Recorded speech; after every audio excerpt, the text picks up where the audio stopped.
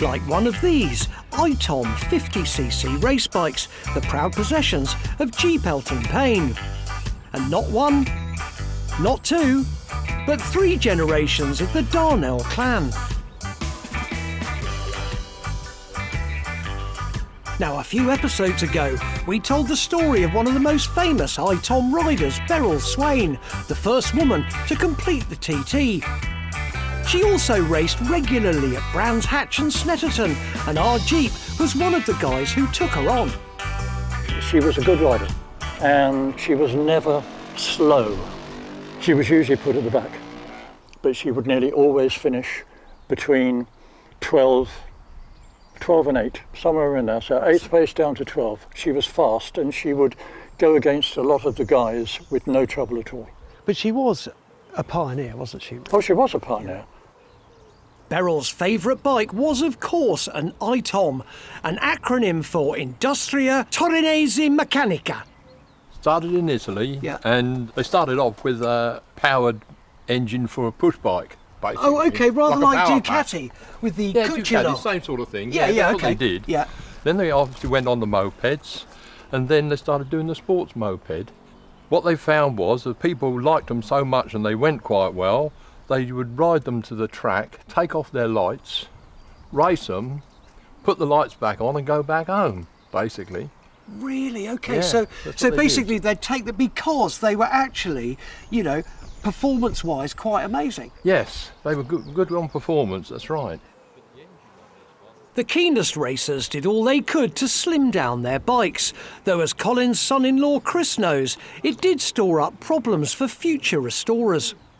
They were fanatical, absolutely fanatical about lightweight.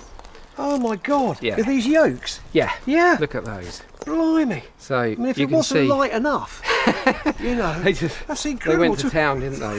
You know what I mean? That drilling was. And, That's and, crazy. And as you can see, you know, once you have an off, they start to get bent up. And, Yeah, absolutely. You know, And so- also probably the holes all sort of come together as one, Yeah, perhaps, yeah. on the odd bend. Yeah. Yeah. Today, Itoms get regular outings in classic bike races, but like all great Italian prima donnas, they do require careful handling. So let's start off this hoolie, shall we? Yeah, with you, Chris, looking the part and giving it a whiz. Okay, here we go. We start the rolling road, rolling. But the Itom doesn't want to play ball.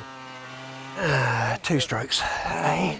Look, we tell it how it is here on the Motorbike Show, as ever, and I can feel it. If Chris has got into his full leathers, he must be confident that it's going to work, hey? I think we might have a plug change.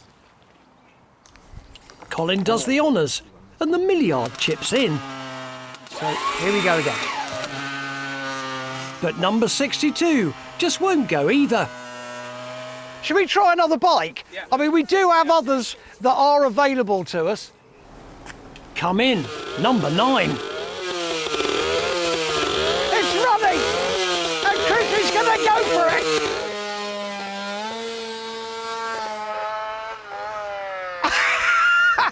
You see it wobbling all over the place. That's proper grassroots motorcycling, Millie. Next up, it's time for yours truly.